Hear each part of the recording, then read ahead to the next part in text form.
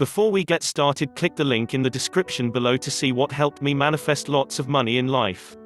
Building wealth can be one of the most exciting and rewarding undertakings in a person's life.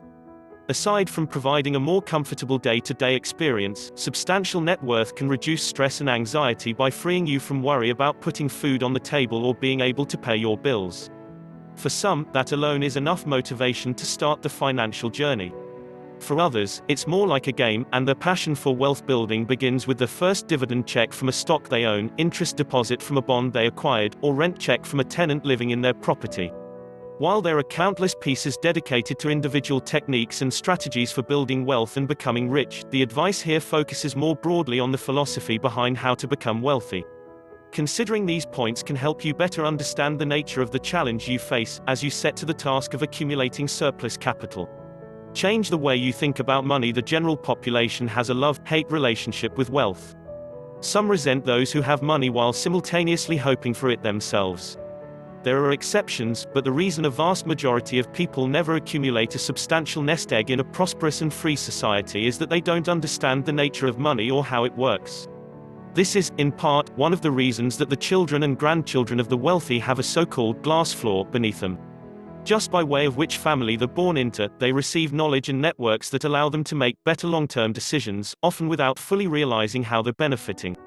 A fascinating example comes from the field of behavioral economics, where studies have suggested that first-generation college graduates accumulate lower levels of net worth for every dollar in salary income, due to gaps in their knowledge of basic financial concepts such as how to take advantage of 401k matching.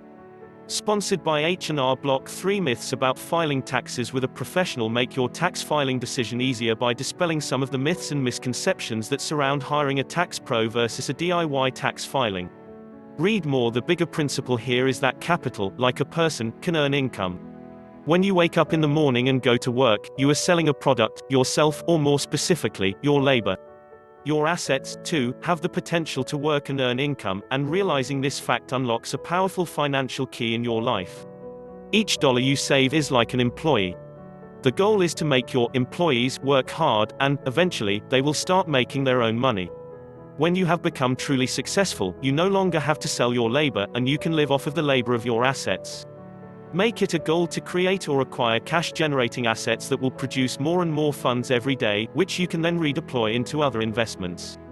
Understand the power of small amounts. The biggest mistake most people make when trying to figure out how to get wealthy is that they think they have to start with an entire army of funds at their disposal.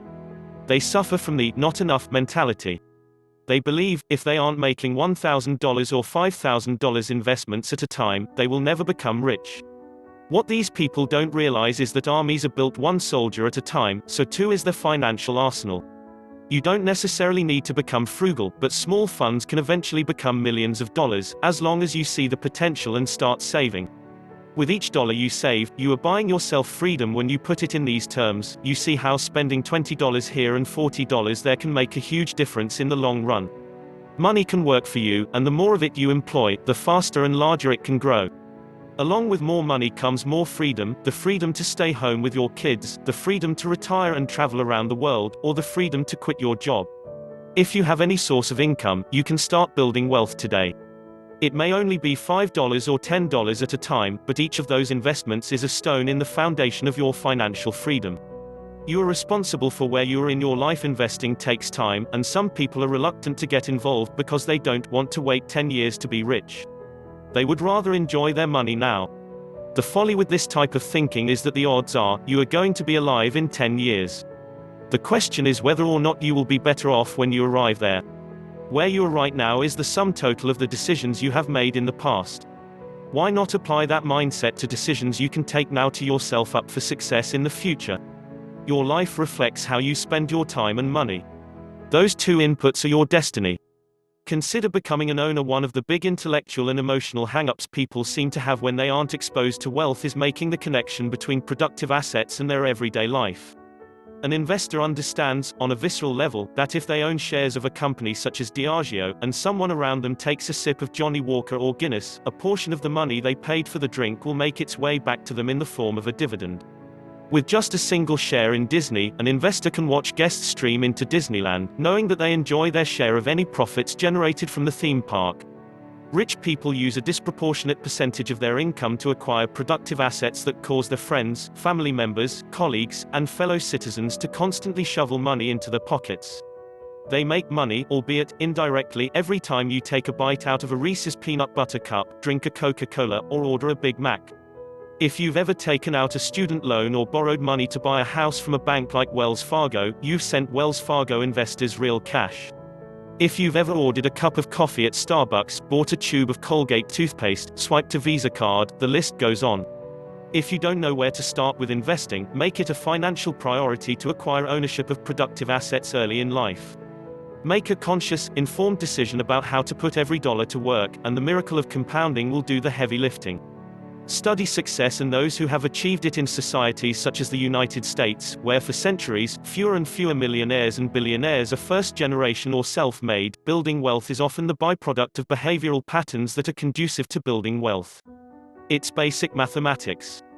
Replicate the behavior and net worth tends to accumulate. A very wise investor once said to pick the traits you admire and dislike the most about your heroes, then do everything in your power to develop the traits you like and reject the ones you don't. Mold yourself into who you want to become.